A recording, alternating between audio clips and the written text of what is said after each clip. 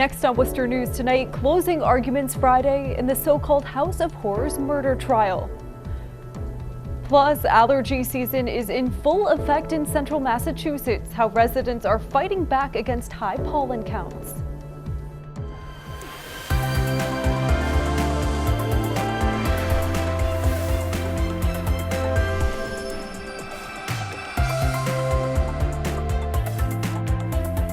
Good evening and thank you for joining us. I'm Brittany Schaefer. Spring-like temperatures across central Massachusetts today. The nice weather also being paired with clouds, and there is a possibility for rain this weekend. Let's send it over to meteorologist Pamela Gardner for a first look at our local forecast.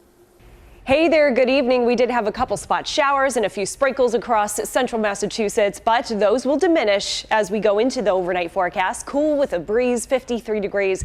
Saturday, a pick of the weekend for Father's Day weekend, 82 and plenty of sunshine, a little bit of a breeze sticking around too. Sunday, scattered showers and maybe a thunder shower too. Temperatures near 80 degrees and a little more humid. There is a frontal boundary that could stall out right across central New England as we go into the later part of the weekend. I'll talk more about that a little bit later. Our temperature will continue to fall back into the low 60s for this evening and overnight into the upper 50s as we have a mostly clear sky. Ultimate low around 55 degrees in Worcester, Keene 51, Boston a low of 61 degrees, west-southwest breeze sticking around too. A 50-50 weekend again in the forecast. Saturday, definitely the better of the 2 days. We'll go through the area temperatures, highs across all of New England, plus Father's Day, we're timing out the rain. See you for the 10-day. Closing arguments today in the so-called House of Horrors murder trial. Investigators say they found the remains of infants inside Erica Murray's Blackstone home. The arguments seem to center around her mental health and if the deplorable conditions inside the home caused harm. Our Rosalind Flaherty joins us live now with the latest. Rosalind? Brittany, this morning the prosecutor called a rebuttal witness who's a psychiatrist. He says Murray showed no signs of a mental illness, while the defense says she is a troubled woman. Closing arguments Friday in the so-called Blackstone House of Horrors murder trial. Erica Murray faces several charges, including second-degree murder and assault and battery. In 2014, investigators found 3 dead infants inside her home and found 2 younger children covered in feces. After more than a week of gruesome testimony, the defense argued Murray is mentally ill. Her attorney says there is no evidence the filth inside the home would cause death or disease and says the infants found were stillbirths. It is a tragedy for everybody involved, but it's not a murder. The prosecution says Murray is not mentally ill and had a doctor testify Friday saying she showed no signs of it. They argued Murray knew what she was doing and say the conditions inside the home could spread disease and even cause death. There was an attempt to not just dispose of the bodies, but to dispose of what could be incriminating. Again, Murray waived her right to a jury trial. The judge will issue a verdict at a later date. Rosalind Flaherty, Worcester News Tonight. A Worcester teen is speaking out after she was injured in a hit-and-run accident earlier this week. 16-year-old Leishali Rodriguez Sanchez suffered broken bones and has staples in her head. She was hit by a car Wednesday morning on Burncoat Street. The high school sophomore was released from the hospital Thursday night. She says she was walking to school when a black sedan hit her while she was in a crosswalk and took off. When I first woke up, I was on the floor and my body was hurting. I don't know why they did it. But if they hit me, they should have at least stopped and checked on me. I feel like that was really messed up.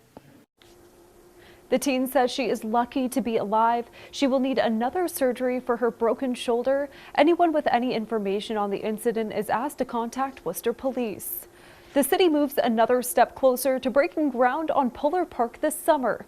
The Worcester Redevelopment Authority Board voted unanimously Friday to approve land takings for the property necessary to build Polar Park. The WRA will take and accept deeds for properties on Washington, Plymouth, Green, and Gold Streets. Those properties include MedStar Ambulance. Under eminent domain, the city is required to help the companies relocate to new spaces. Construction is set to begin in July. Worcester is celebrating a birthday today. The community is 297 years old. Worcester became a town on June 14th, 1722. It wasn't until more than a century later on 1848 when Worcester became a city. You can find those two dates on numerous landmarks and on the city seal. There's no formal party planned, but many are wishing Worcester well on social media. A central Massachusetts brewery is one of the fastest growing in the state. True House Brewing in Charlton grew by 130% last year in a competitive market. Its growth was best in the state among regional breweries. The Charlton Brew House just opened 2 years ago. Customer Eric Reichart says he drove 90 minutes Friday just to get their beer. It's just really good beer, so they have a lot of different variety and stuff, so it's a pretty popular one with craft beer people, and so we come up and get different stuff almost all the time.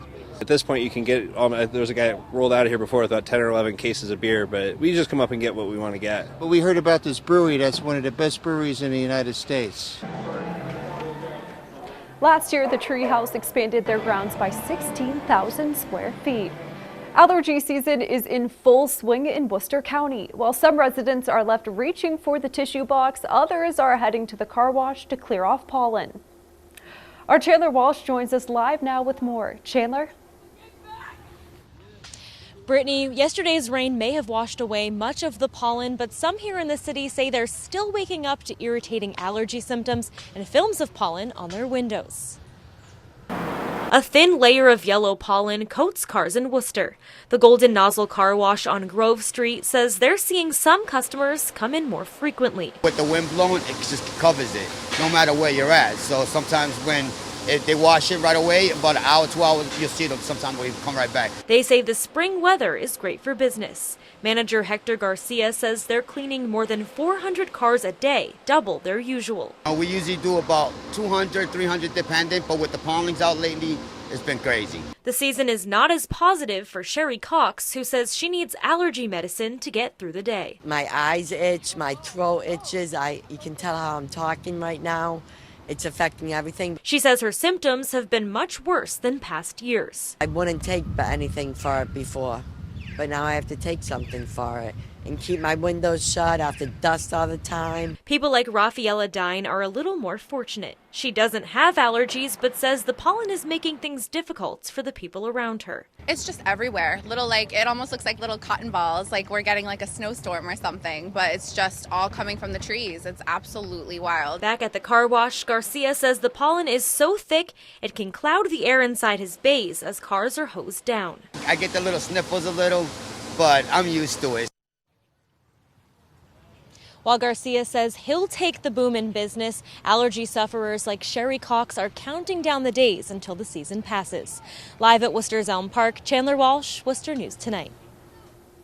A portion of Grove Street in Worcester is shut down Friday to give homeless and in-need veterans a little extra help.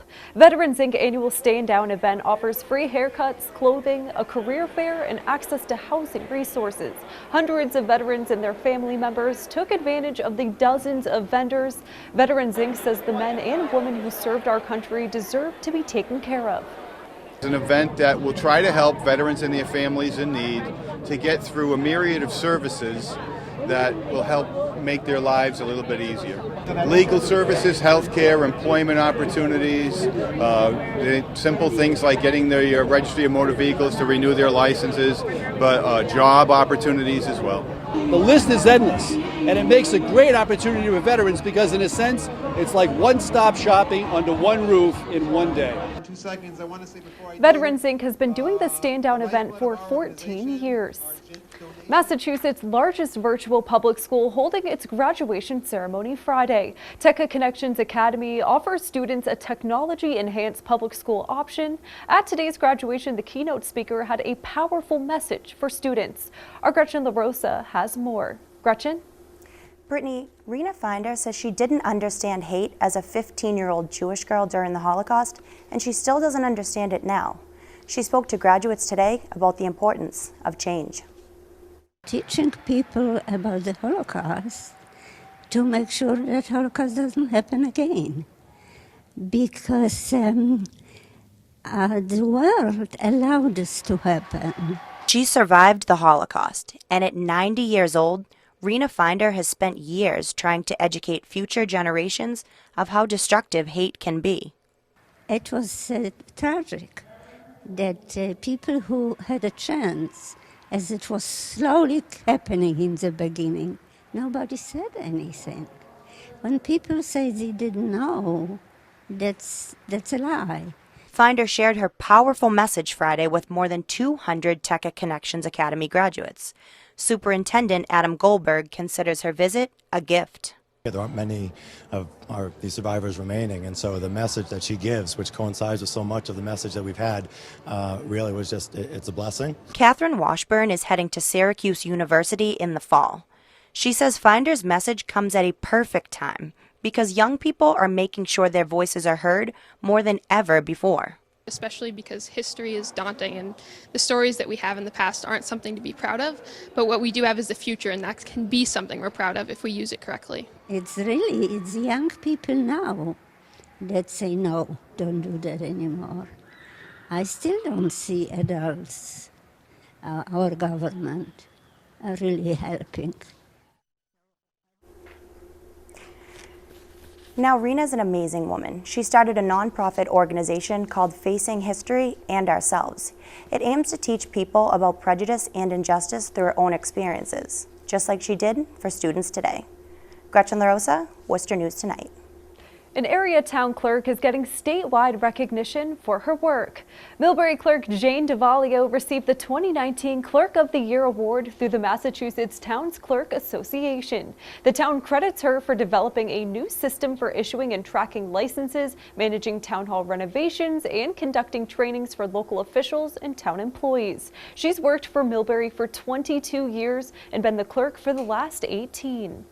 St. Vincent Hospital's annual Healthy Over Hungry cereal drive is a success, collecting hundreds of boxes. The hospital says they took in more than 200 boxes. They say it's important for kids to have breakfast during summer months when school is out, and it might not be easy for every family to get the needed food. All donations were given to the Worcester County Food Bank.